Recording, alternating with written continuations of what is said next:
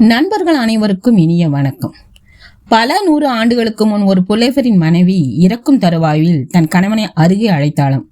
என்னவென்று கேட்டு கலங்கிய கண்களோடு கணவன் அவள் பக்கத்தில் வர மனைவி தயக்கத்துடன் இப்படி கேட்டாளாம். என் உயிர் எப்போதோ என்னை விட்டு பிரிந்திருக்க வேண்டும். ஆனால் ஒரே ஒரு கேள்வி என் நெஞ்சுக்குழியில் நின்று கொண்டு என் உயிர் இந்த உடலை விட்டு பிரியாமல் தடுத்து கொண்டிருக்கிறது. அந்த கேள்வியை இதுவரை உங்களிடம் நான் கேட்டதில்லை. இப்போதாவது கேட்கலாமா? புலவனான அந்த கணவன் புரியாமல் அந்த புனிதவதியை பார்க்க அந்த மனைவி கேட்டாளாம்.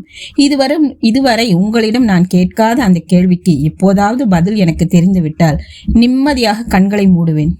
அந்த நிம்மதியான மரணத்தை எனக்கு தருவீர்களா? கணவன் மௌனமாக தலையசைத்து சம்மதம் தெரிவிக்க மனைவி தன் நெடுநாள் சந்தேகத்தை கேட்டு விட்டாளாம். ஒவ்வொரு நாளும் நீங்கள் உணவு அருந்தும் போது ஒரு கொட்டாங்குச்சியில் தண்ணீரும் ஒரு ஊசியும் கொண்டு வர சொல்லி அதை பக்கத்தில் வைத்துக் கொண்டுதான் சாப்பிடுவீர்கள், அப்படித்தானே? கணவன் இதற்கும் மௌனமாக தலையசைக்க மனைவி கேட்டாளாம். இதுவரை அதற்கான காரணத்தை ஒருபோதும் நான் உங்களிடம் கேட்டதில்லை. காரணம், கணவன் சொன்னதற்கு மறுபேச்சு பேசி நான் அறிந்ததில்லை.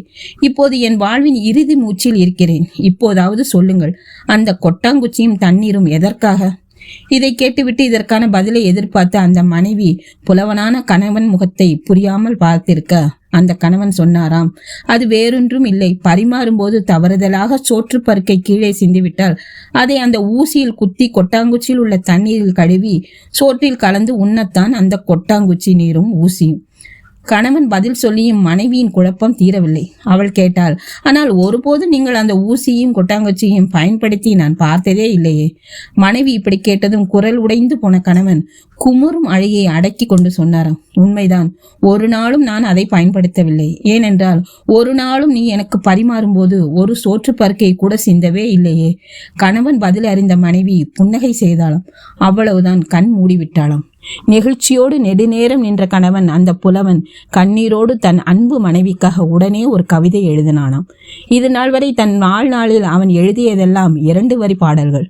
அதில் 7 வார்த்தைகள், அவ்வளவுதான். அதுதான் அந்த புலவன் தன் பாட்டுக்கு ஏற்படுத்தி கொண்ட ஃபார்முலா விதி.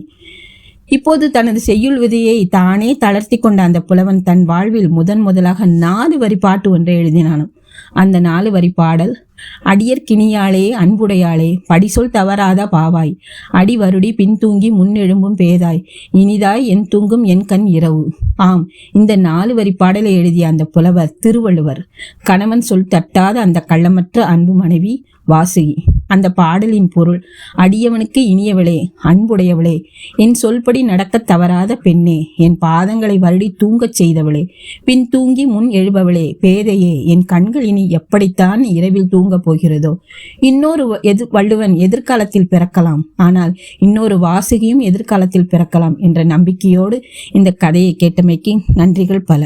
இந்த கதை பிடிச்சிருந்தா லைக் செய்யுங்க, ஷேர் செய்யுங்க, சேனலை மறக்காம சப்ஸ்கிரைப் செய்யுங்க. உங்க கருத்துக்களை கமெண்ட் செக்ஷன்ல பதிவிடுங்க. நன்றி, வணக்கம்.